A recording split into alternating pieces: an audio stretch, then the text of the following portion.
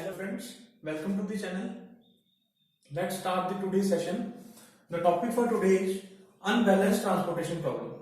As you all know, in the previous video, we have studied about what are transportation problems and how to solve balanced transportation problems.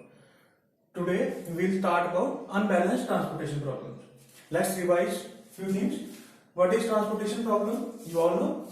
Transportation problems are divided into two types. As you can see, balanced transportation problems and unbalanced transportation problems. In the balanced transportation problems, demand is always equals to supply. That make it balanced. And in unbalanced transportation problem, demand is not equal to supply. Let's see these two matrices. In the first matrix, if we check whether this matrix is balanced or not, what we have to do? We have to add all the demand and all the supply, and let's see the total. 60, 30 plus 10 gives you 100, 50, 30 plus 20, it will also gives you 100. As you can see, demand and supply are equal. That is, it is a balanced transportation problem. Now, to check whether a matrix is unbalanced or balanced, again we have to check the same thing. We have to add all the supply and all the demand. Now let us check it. If we add all the supply, it comes out to be 60, 30 and 10. It means it comes out to be 100. And when we add all the demand, it comes out to be 40, 50, 60, 70, 80, 85 and it comes out to be 90. It's 90 and it's 100. As you can see here, the demand is not equals to supply. Here you can say that it is an unbalanced transportation problem. In today's video, we are going to work with unbalanced transportation problem. Now, there were two steps in solving transportation problems. First one was finding the initial basic feasible solution. And to do so, we have three methods: northwest corner method, least cost method, and Vogel's approximation method. Then the second step was to optimize the basic feasible solution. For this, we have a particular method, that is UV method. We'll go into its detail later. Now, let us see an example. Here we are given a matrix. The very first step is to check whether the matrix is balanced or unbalanced. In order to do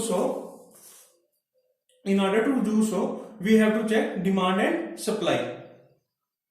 For that, we have to add all the demands and all the supply. Let's check whether the problem is balanced or unbalanced transportation problem. Now, if we add all the demand, it will come out to be 30 plus 20 plus 15 plus 10 plus 20, it will be 95. And when we add all the supply, 35 plus 42 plus 25 plus 15, it will come out to be 170 and 95. Now, as you can see, demand is not equal to supply. It means it is an unbalanced transportation problem. Unbalanced transportation problem. Today, we are going to work with unbalanced transportation problem. The very first step is to solve an unbalanced transportation problem is to convert it into balanced transportation problem. And for converting it into balanced transportation problem, we have to add a dummy row or dummy column. In this problem, we are going to add a dummy column. Let's see how to do so. Now, as you can see, I have written the same problem here. This was our problem, and I told you the first step is to convert an unbalanced transportation problem into balanced transportation problem. This is our source. These are our sources 1, 2, 3, 4. These are our destinations. And this is supply and demand. You all know these terms very well. As we know, if we add these two, the demand will come out to be 95, to be 117. As you can see here the difference from 22. If you subtract 195 from 170, the difference will come out to be 22. That means we have to increase our demand by 22. And for making it balanced transportation problem, we have to improve our matrix. That is, we have to add 22 in it. For that, I am going to add a dummy column. let's add a dummy column. Dummy column is just a simple thing, that is it has all the values as 0. You can add a dummy row or dummy column to make a balanced transportation problem and unbalanced transportation problem as balanced transportation problem depending upon your requirement.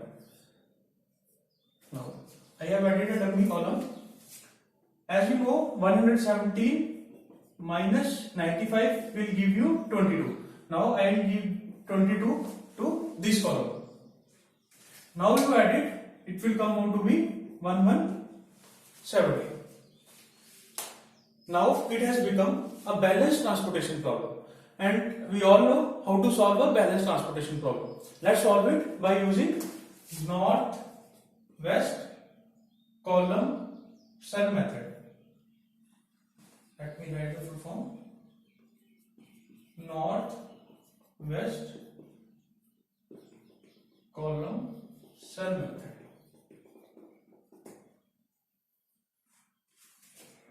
We have discussed this method in the great detail in previous video. Now let us see. For solving this by northwest column method, we have to find the northwest column of the matrix. This is the northwest column of the method. As you know, the directions north, south, east and west, and northwest is this one. This one is the northwest column of our matrix. As you can see, demand, and we have to compare demand and supply. जैसा कि हमने पहले पुरानी वाली video में किया था, we have to compare just demand and supply. You can see here, when we compare the demand and supply, we have to choose the minimum value. That is, allocate the least value by comparing the demand and supply. Allocate the least value by comparing the demand and supply. Now demand is 30, supply is 15. Which one is minimum? 15. We allocate 15 to this. Now 15, let's subtract this from 15. 15 minus 15 is 0. 30 minus 15 is 15. As you know, whenever our demand and supply becomes 0, the row or column corresponding to that will be cancelled out. Now it has become 0. Let's cancel out this whole column. This is cancelled out, this is cancelled out, this is cancelled out, this is cancelled out, and this is cancelled out, and this is cancelled out. Now let's again apply the northwest column method on the remaining section. This is the northwest column method now. Let's compare the demand and supply. Demand is 15, supply is 25. Again, demand is less. Let us allocate the demand. Demand is 15. If we subtract 15 minus 15, it becomes 0. 25 minus 15, it will come out to be 10. Okay? हमने क्या किया? हमने फिर से demand और supply को compare किया.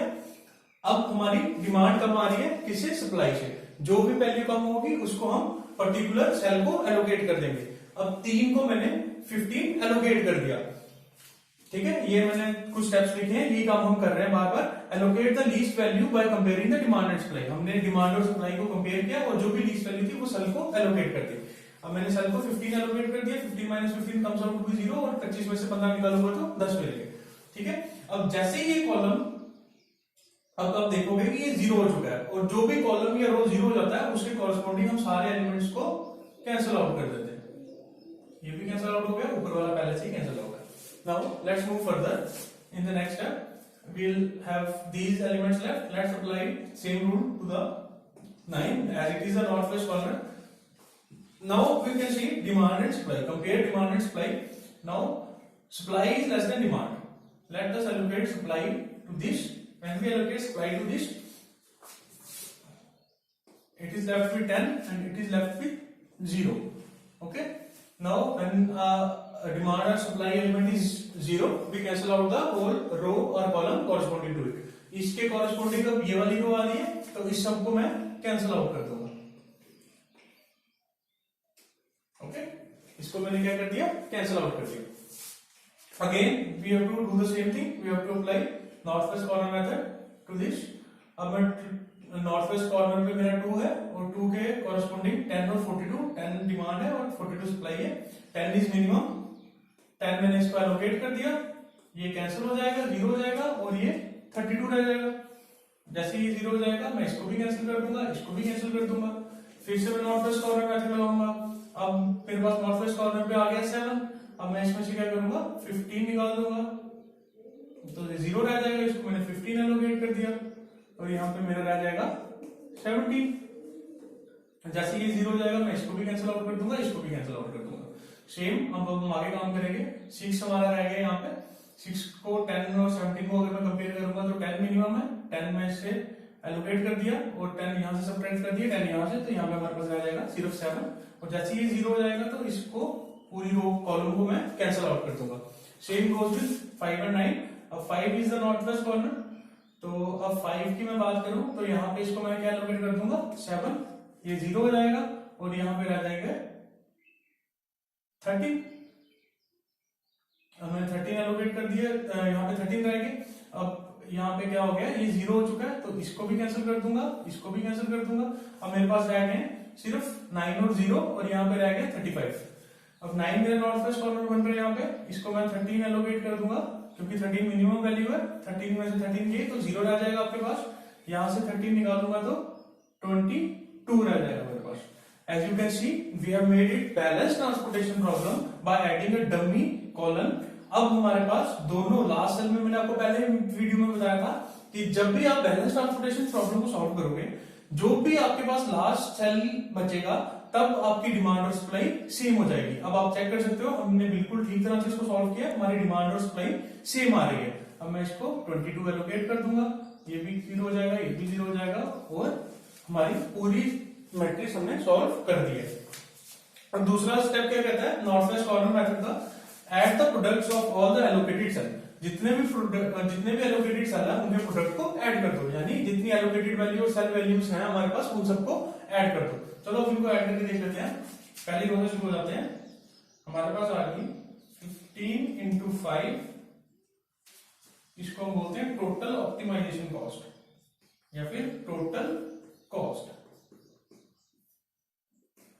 यहां से शुरू करते हैं। 15 इंटू 5 प्लस और कुछ नहीं है इस रो में, 15 इंटू 3 दूसरी रो में मिल जाएगा हमको, plus 10 into 9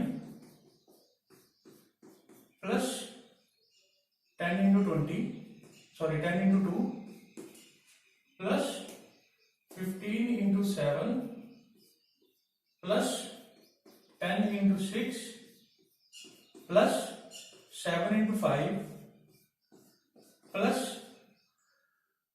13 into 9 plus 22 into 0। ठीक है, अब हमारे पास सारी एलोकेटेड वैल्यूज मैंने यहाँ पे ऐड कर दी है, उनके प्रोडक्ट कॉस्ट के साथ, सेल कॉस्ट के साथ, और उन सबको मैंने ऐड कर दिया। और जब इसको आप सॉल्व करोगे it will comes out to be 547। 547 will be the total cost, that is rupees 547. In this way we solve northwest corner method. Okay, let's solve the same problem with least cost method. For solving a problem via least cost cell method, what we have to do, we have to do these two things, but we have to do one more thing, that is finding the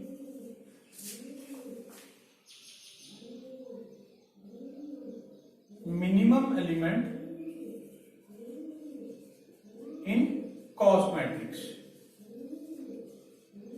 This is our cost matrix. इसमें हमको minimum value find करनी है। Find the minimum value in cost matrix. Find the minimum value in cost matrix. Okay, here we have to find the minimum value in the cost matrix और उसके बाद बाकी के सारे स्टेप सेम। चलो शुरू करते हैं। डमी कॉलम मैंने इसलिए ऐड किया क्योंकि अनबैलेंस प्रॉब्लम थी। अब इसमें क्या देखना हमको, सबसे पहले मिनिमम वैल्यू फाइंड करनी है हमको। ठीक है, अब आप देख सकते हो यहाँ पे 0 0 0 0 ये सारे क्या मिनिमम वैल्यू। अब आप किसी को भी चूज कर सकते हो, इसमें से मैंने चूज कर लिया ये वाला। इसकी डिमांड है 22 की और सप्लाई इसको मिल रही है 15 की, 15 में इसको कर दूंगा एलोकेट। ओके, 15 माइनस 15 इज 0 और यहाँ पे आ जाएगा आपके पास 7। जैसे ही कोई भी कॉलम या रो 0 हो जाता है सप्लाई डिमांड में, उसके कॉरेस्पॉन्डिंग पूरी कॉलम या रो को हम कैंसिल आउट कर देते हैं। अभी 0 हो चुका है तो ये पूरी रो कैंसिल आउट हो जाएगी, ये भी कैंसिल, ये भी कैंसिल, ये भी कैंसिल, ये भी कैंसिल और ये भी कैंसिल। सेम हम करते हैं नेक्स्ट में। नेक्स्ट में हमको क्या फाइंड करना है, मिनिमम वैल्यू एलिमेंट। अब फिर से मिनिमम वैल्यू एलिमेंट हमारे पास 0 है, 0 मैंने कर लिया यहाँ से और 0 को मैंने एलोकेट कर दिया 7, 7 माइनस 7 इज 0 और 25 में से 7 जाएंगे तो आ जाएगा आपके पास 18 आ गया हमारे पास। अब हमने आगे सॉल्व करना है तो ये वाला कॉलम अब 0 हो जाएगा पूरा। क्यों? क्योंकि इस वाले कॉलम की डिमांड 0 हो चुकी है और अब हम इस पूरे कॉलम को कैंसिल आउट कर देंगे। अब ये पूरा कॉलम हमारा जी कैंसिल आउट हो गया। नेक्स्ट हमने क्या करना है, फिर से हमने मिनिमम वैल्यू एलिमेंट फाइंड करना है। अब इस बची हुई कॉस्ट मैट्रिक्स में हमको मिनिमम एलिमेंट फाइंड करना है। तो मेरे पास आ रहा है 1 और कोई मिनिमम है यहाँ पे नहीं, 1 ही हमारे पास। हम 1 को 30 एलोकेट कर देंगे, मिनिमम वैल्यू एलोकेट कर दिए 30 और 42 में से 30 मैंने एलोकेट कर दिया, 30 माइनस 30 इज 0 और यहाँ पे आ जाएगा आपके पास 12। ओके, और जैसे ही ये वाला डिमांड सेल 0 हो चुका है तो इस पूरे कॉरेस्पॉन्डिंग कॉलम को हम कैंसिल आउट कर देंगे, पूरे कॉलम को हम कैंसिल आउट कर देंगे। सेम हम अप्लाई करेंगे, यहाँ पे आ जाएंगे। अब इस पे देखेंगे मिनिमम वैल्यू एलिमेंट कौन सा मिल रहा है हमारे पास, 2 है। 2 से मिनिमम कुछ दिख रहा है आपको? नहीं, 2 से मिनिमम कुछ नहीं है। और हम क्या करेंगे, इसको कंपेयर करके मिनिमम वैल्यू डिमांड और सप्लाई में से एलोकेट कर देंगे। यहाँ पे मैंने 12 एलोकेट कर दिया, यहाँ पे 8 आ जाएगा और ये कैंसिल आउट हो जाएगा। अब जैसे ये 0 हो चुका है और इसके कॉरेस्पॉन्डिंग पूरी रो को हम कैंसिल आउट कर देंगे, इसको भी हम कैंसिल आउट कर देंगे। अब क्या करना है हमने, फिर से अपनी बची हुई मैट्रिक्स में से लीस्ट एलिमेंट फाइंड करना है। 9 6 7 8 11 10 4 और 9 और सबसे मिनिमम एलिमेंट हमारे पास है 4 और 4 है यहाँ पे। 4 के रिस्पेक्टिव मिनिमम डिमांड आ रही है मेरे पास 10, 10 माइनस 10 इज 0, यहाँ पे आ जाएगा 25 और जैसे ये 0 जाएगा इसके कॉरेस्पॉन्डिंग पूरे कॉलम को हम कैंसिल आउट कर देंगे। ठीक है, फिर से हम देखेंगे बचे हुए एलिमेंट्स हमारे पास बचे 9 6 11 10 और 8, 9 6 11 10 और 8। अब इसमें से मिनिमम एलिमेंट हमारे पास आ रहा है 6, 6 के कॉरेस्पॉन्डिंग मिनिमम डिमांड आ रही है 15, 15 माइनस 15 इज 0, यहाँ पे आ जाएगा आपका 3। जैसे ये 0 जाएगा इसके कॉरेस्पॉन्डिंग पूरे कॉलम को हम कैंसिल आउट कर देंगे। अब मिनिमम एलिमेंट हमारे पास आ रहा है 9 9 11 और 8 और यहाँ पे मिनिमम आ रहा है हमारे पास 8, 8 के कॉरेस्पॉन्डिंग मिनिमम सप्लाई है 3, 3 माइनस 3 इज 0, यहाँ पे आ जाएगा आपके पास 17 और जैसे ये 0 जाएगा इसके कॉरेस्पॉन्डिंग पूरी रो को हम कैंसिल आउट कर देंगे। अब हमारे पास मिनिमम एलिमेंट बच गए हैं, 2 एलिमेंट बच गए हैं 9 और 11। 9 मिनिमम है, 9 को मैं 17 एलोकेट कर दूंगा, 17 माइनस 17 इज 0 और यहाँ पे मेरे पास बच जाएगा 8। अब मैं 11 की बात कर रहा हूँ, सिर्फ एक ही एलिमेंट बच गया। अब जैसे ये लास्ट एलिमेंट हमारे पास बचा है हम इसको चेक कर सकते हैं, हमारी डिमांड और सप्लाई इक्वल हो चुकी है, यानी 11 को हम 8 एलोकेट कर सकते हैं। यहाँ से चेक भी कर सकते हैं कि हमने क्वेश्चन बिल्कुल सही तरीके से सॉल्व किया, क्योंकि ये बैलेंस ट्रांसपोर्टेशन प्रॉब्लम बन गई है। 8 और 8 ये दोनों कैंसिल होकर 0 हो जाएंगे और ये 8 हम इसको एलोकेट कर देंगे और बाद में इस सेल को भी कैंसिल आउट कर देंगे। अब हमने क्या करना है, फिर वही काम करना है जो हमने पहले स्टेप में किया था, add the products of all allocated sales.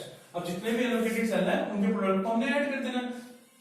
पहली रो की बात करूं, 15 into 0, obviously it will come out to be 0, then 15 into 6 plus 3 into 8 plus 7 into 0 plus 30 into 1 plus 12 into 2 plus 8 into 11 plus 10 into 4 plus 17 into 9. Okay, it will come out to be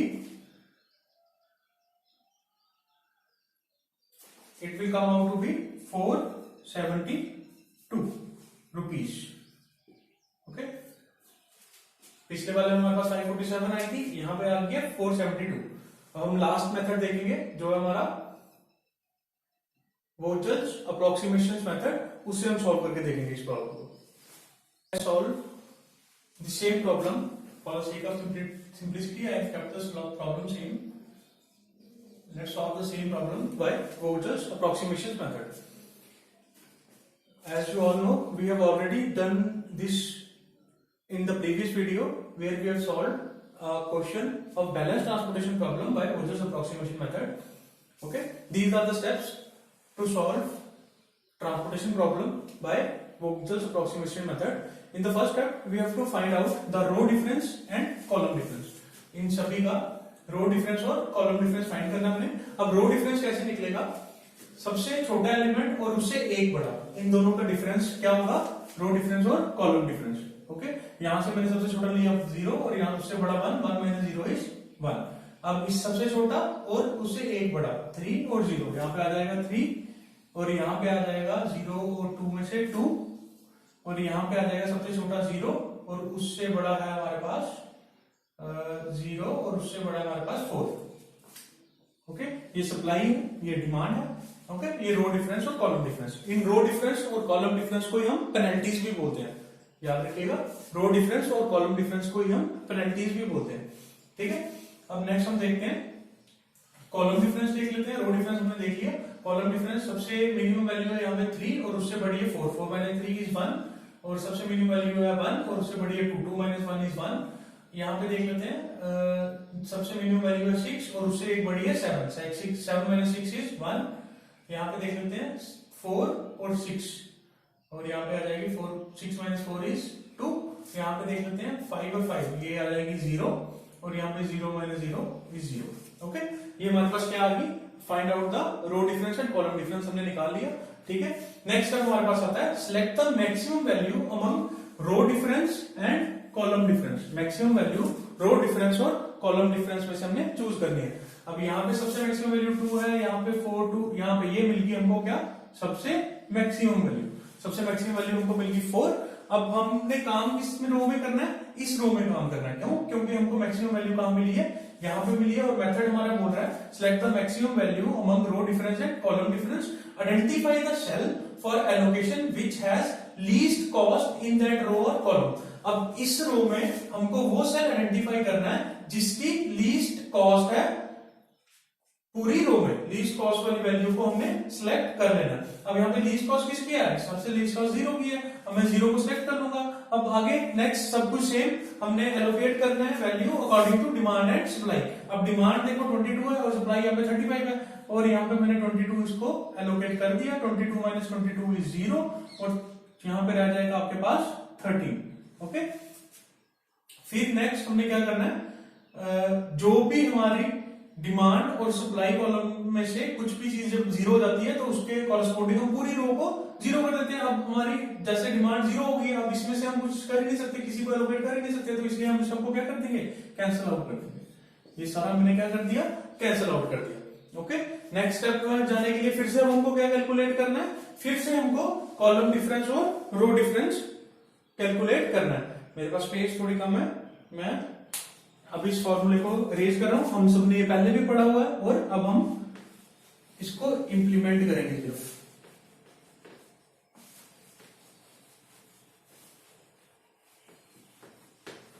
okay, चलो next हम फिर से क्या find करेंगे?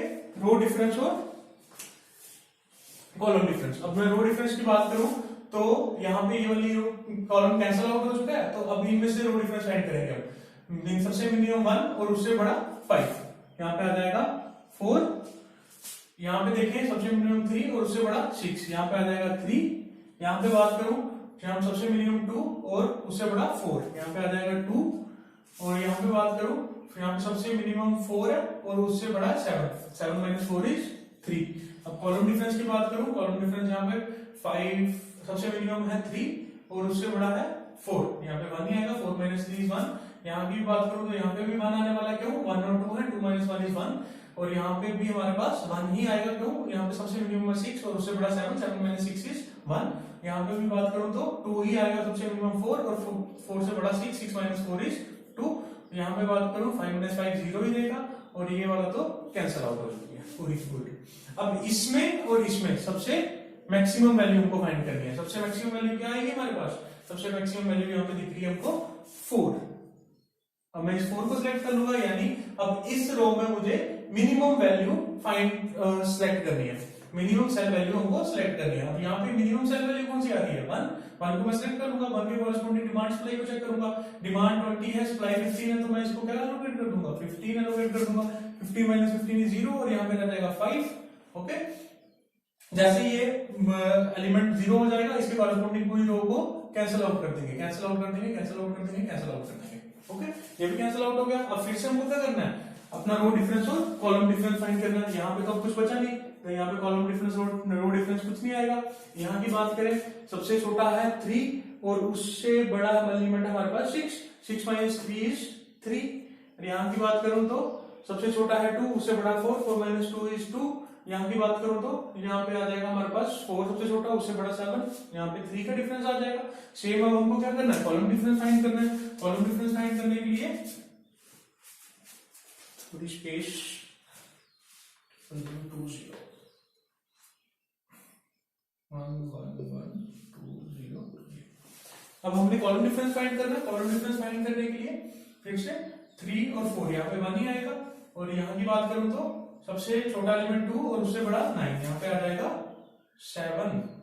और यहाँ की बात करूं तो 6 और 7, यहाँ पे 1 आ जाएगा। और यहाँ की बात करूं तो 4 और 6 2 आ जाएगा। यहाँ की बात करूं तो 3 आ जाएगा।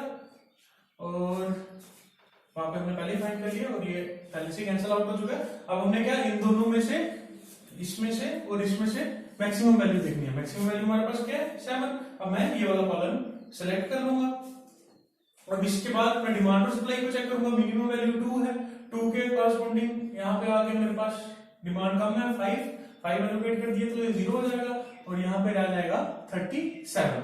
जैसे ये 0 हो जाएगा, ये सारे एलिमेंट्स को मैं कैंसिल आउट कर दूंगा। ओके, अब फिर से हमको क्या फाइंड करना है, रो डिफरेंस और कॉलम डिफरेंस। ये पहले से ही कैंसिल हो चुका है। यहाँ पे फिर से 3 और 6 3 ही आएगा और यहाँ पे सबसे मिनिमम 4 और 5, 4 और 5 यानी 1 आएगा।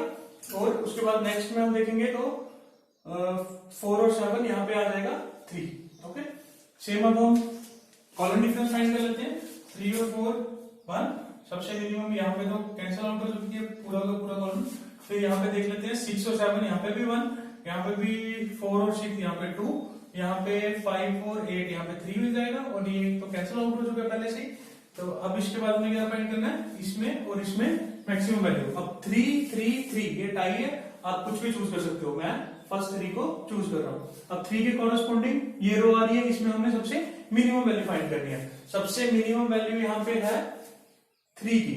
ओके, 3 को मैं एलोकेट कर दूंगा, डिमांड और सप्लाई कंपेयर करूंगा, 25 है तो यहाँ पे मैं इसको 25 एलोकेट कर दूंगा। 25 माइनस 25 इज 0, यहाँ पे आ जाएगा मेरे पास 5। ओके, जैसे ही मैंने इसको 25 एलोकेट किया, ये वाला टर्म हमारी 0 होगी तो इसके कॉरेस्पॉन्डिंग पूरी रो को हम कैंसिल आउट कर देंगे। मैंने इस पूरी रो को कैंसिल आउट कर दिया। ओके, अब फिर से मेरे को क्या फाइंड करना है, रो डिफरेंस और कॉलम डिफरेंस। तो यहाँ पे तो रो डिफरेंस कुछ नहीं आएगा। यहाँ पे मैं अगर बात करूं तो ये पूरी रो कैंसिल हो चुकी है, यहाँ पे भी कुछ नहीं आएगा। यहाँ पे सबसे मिनिमम एलिमेंट है हमारे पास 4 और उससे बड़ा है 5, यानी 5 माइनस 4 इज 1। और यहाँ की अगर मैं बात करूं, सबसे छोटा एलिमेंट है हमारे पास 4 और उससे बड़ा है 7, 7 माइनस 4 इज 3। सेम अब हमको कॉलम डिफरेंस फाइंड करना है। ये हमारे पास 5 है और यहाँ पे आ गया सबसे छोटा एलिमेंट 4 और उससे बड़ा 7, यहाँ पे 3 आ जाएगा। यहाँ पे कुछ नहीं है, यहाँ कुछ नहीं आएगा और यहाँ पे भी 3 आ जाएगा। 10 माइनस 7 इज 3। फिर यहाँ पे 6 माइनस 4 इज 2। यहाँ की अगर मैं बात करूँ, यहाँ पे 4 और यहाँ पे कुछ नहीं मिलेगा। ओके, अब इसमें और इसमें हमको सबसे अब हमको क्या फाइंड करना है, इसमें और इसमें सबसे मैक्सिमम वैल्यू। सबसे मैक्सिमम वैल्यू हमारे पास किसकी आ रही है, 4 की आ रही है।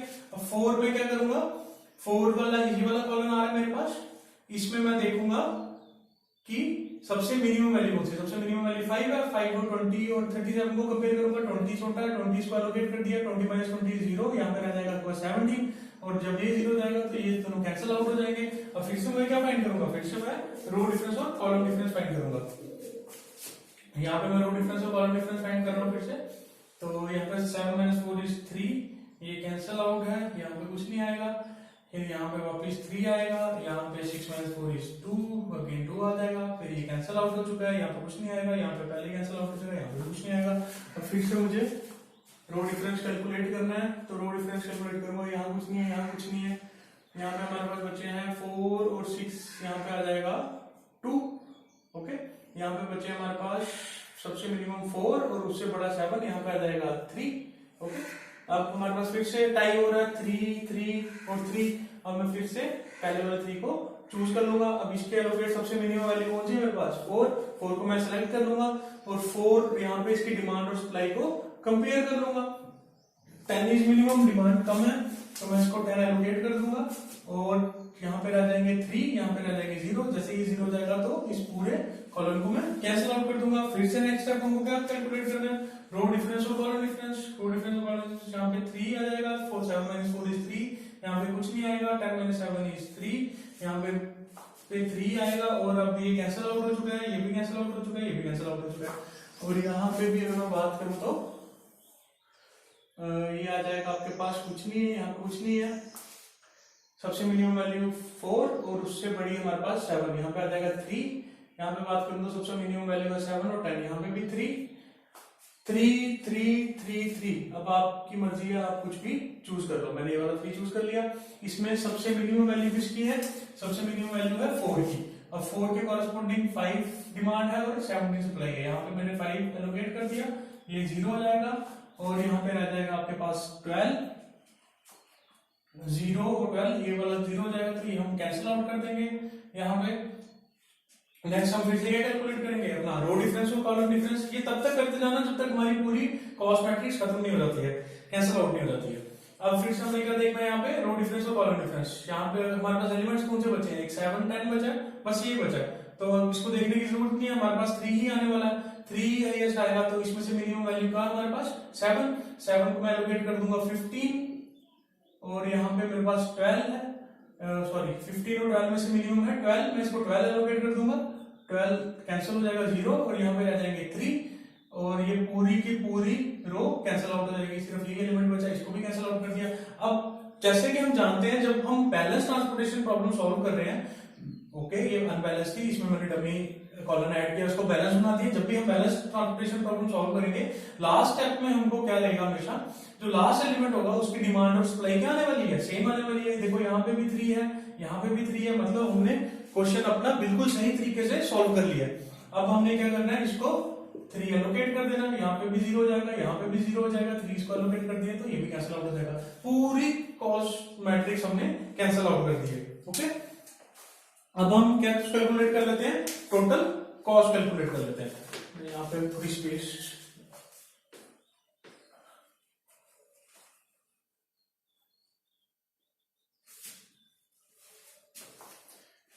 ओके, टोटल ट्रांसपोर्टेशन कॉस्ट की अगर मैं बात करूं,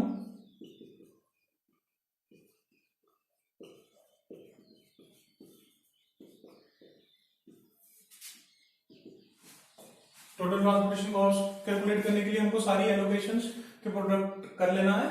यहाँ पे पहली रो की बात करूं तो 15 × 1 प्लस सेकेंड रो में 25 × 3 plus 5 × 4 plus 5 × 2 plus 12 × 7 plus 20 × 5 plus 3 × 10 plus 10 × 4 plus 22 × 0। मैंने जितनी भी एलोकेशंस थी उनका प्रोडक्ट यहाँ पे लिख के रख लिया। अब मुझे क्या करना है? इन सबको कैलकुलेट करना है। जब हम इन सबको कैलकुलेट करेंगे तो हमारा आंसर आ जाएगा ₹374। ओके, यहाँ पे एक बड़ी इंटरेस्टिंग चीज है जो देखने वाली। अपने तीनों मेथड्स देख लिए, तीनों मेथड जब हमने सॉल्व किए और उसमें सबसे मिनिमम वैल्यू, सबसे लीस्ट खर्चा मैं बोलूंगा जो मेथड दे रहा हमको, वो है 374, यानी इन तीनों मेथड्स में बेस्ट वैल्यू, जो बेस्ट आंसर हमको देख रहा वो वैम दे रहा है। ओके, वोजल्स अप्रोक्सीमेशन मेथड हमको बेस्ट रिजल्ट दे रहा है। वहां पे 547 था, वहां पे 472 था, और यहाँ पे आ गया 374। अगर मैं नॉर्थ वेस्ट सेल मेथड की बात करूं तो वहां पे आ रहा था 547 if I am not wrong. और अगर मैं लीस्ट कॉस्ट मेथड की बात करूं तो यहां पे आ रहा था, okay you will check it. हाँ, लीस्ट कॉस्ट सेल मेथड की बात करूं तो यहाँ पे आ रहा था 472। ओके, और इसकी बात करूं तो वैम हमको दे रहा है 374। तो best one up to now is 374 is the least, और मतलब वैम मेथड हमको बेस्ट रिजल्ट दे रहा है। Okay, now in next problem we will study about how to find the optimization. Okay, UV method, we are going to study UV method.